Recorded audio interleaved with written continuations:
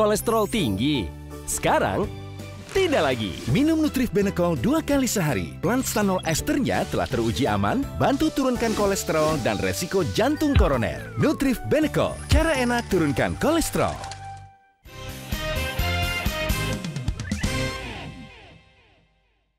Dipersembahkan oleh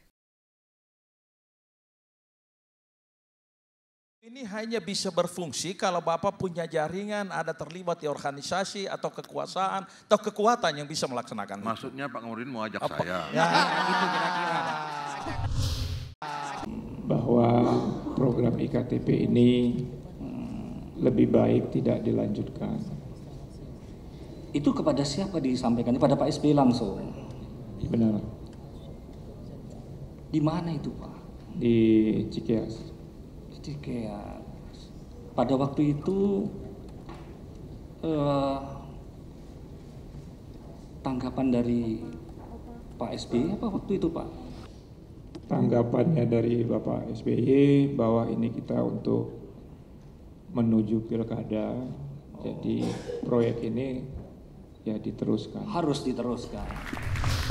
Betul nggak sih Pak Antasari kalau dengar-dengar dari informasi yang beredar, Pak Antasari ini setuju gitu dengan perjuangan Pak Mas Firman Wijaya dengan membuka kasus ini?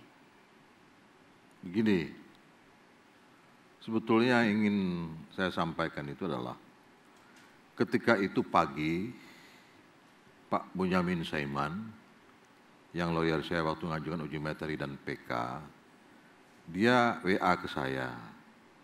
Pak Antasari, sekarang saya pegang kasus Firman Wijaya yang dilaporkan pencemaran nama baik, gitu kan.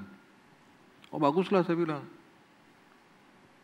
Tapi begini Pak Antasari, nanti ketika saya pegang kasus itu, ada hal-hal yang saya tanyakan, mau nggak Pak Antasari konsultasi, terima saya datang konsultasi. Oh monggo silakan. Karena memang sejalan dengan apa yang sudah saya lakukan di rumah, selalu menerima orang konsultasi kan. Silakan gitu.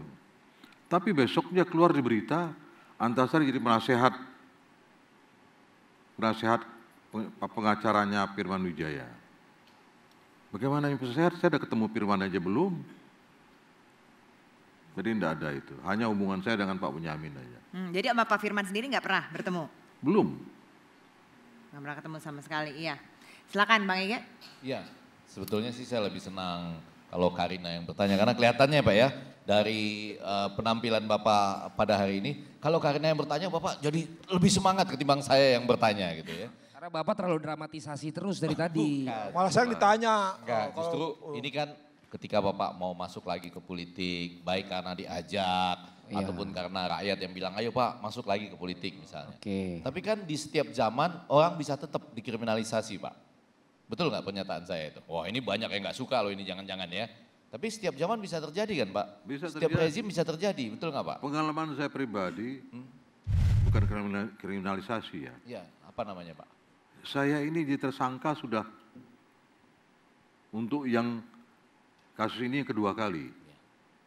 Yang pertama kali adalah ketika saya sibuk-sibuk mencari seorang terpidana waktu itu, belum terpidana sih menurut versi saya, berputusan MA.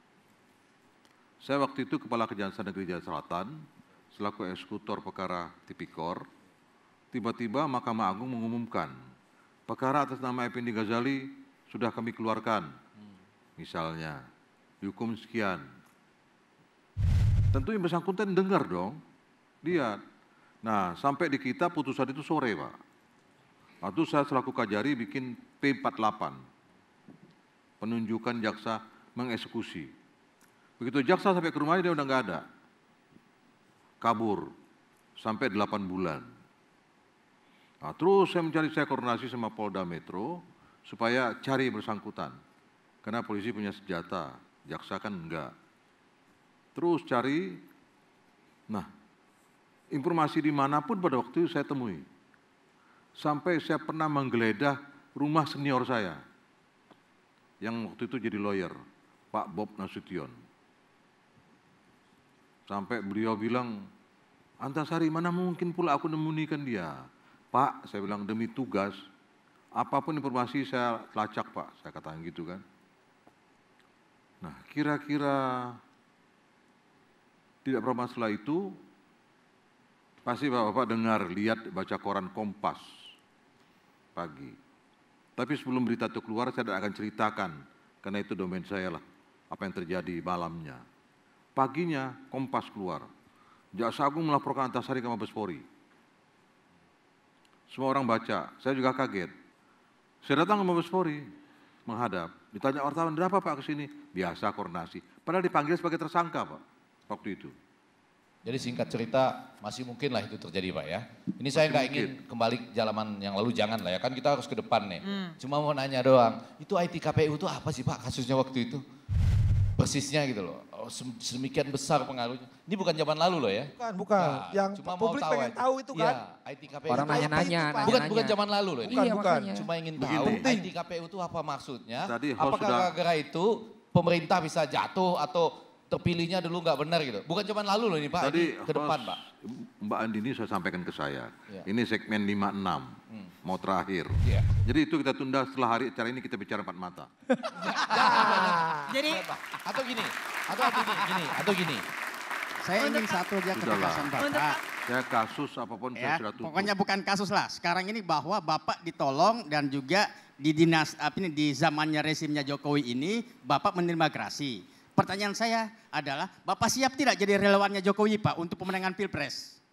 Karena bagaimanapun Pak Jokowi mengundang Bapak setelah ada gerasi. Siap nggak Pak Bapak jadi relawannya Jokowi untuk pemenangan Pilpres? Bukan pertanyaan. Tapi mau Saya kira kan itu Pak? bukan pertanyaan. Saya hadir di sini ya. Saya hadir di acara ini. Ya untuk itu. Oh ya, berarti Bapak ingin jadi relawannya Jokowi kan Pak untuk pemenang berikutnya kan? itu kayak kepengenannya Bang Andi deh. Lebih pengennya untuk Antasari masuk ke politik.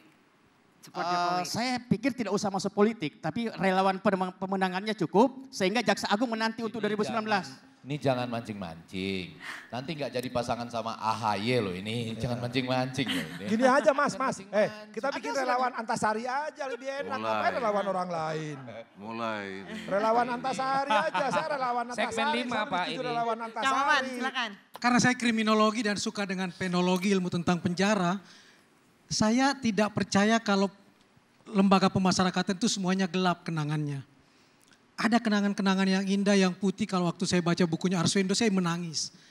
Seperti saya merasa berada di dalam dan saya menemukan ada berlian kok di dalam lembaga pemasyarakatan. Betul. Berlian apa yang Bapak dapat? Black Diamond. Wih. Black Diamond. Kalau Black Diamond itu sangat berharga Konkretnya loh. apa Pak? Bapak tahu Black Diamond itu? Black Diamond itu kelihatannya jelek Pak. Iya. Tapi dia energinya luar biasa. Saya peroleh energi dari dalam. Konkretnya belajar dari siapa di dalam Dulu, ya, sebelum saya keluar penjara, waktu masih ketua KPK, siapa yang mau berfoto sama saya? Kok sekarang keluar penjara kok banyak orang mau foto sama saya? Asik. Saya saksi tuh, bener tuh. Artinya energi di dalam itu nempel di saya. Tidak berarti saya ingin masuk lagi, bukan.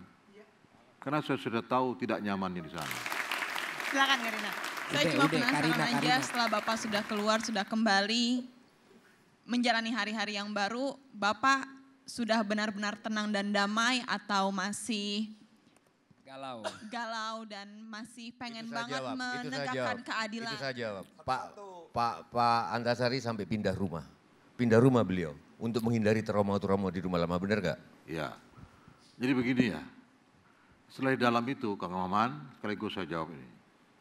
Saya bisa memformulasikan 3 yang mahal di dunia. 3 hal. 1, kebebasan.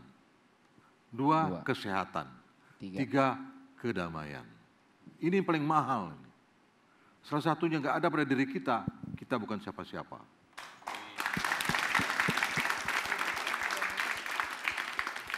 Bisa dibayangkan hari ini kita lihat, Pak Saihu sehat, damai, ya kan Pak?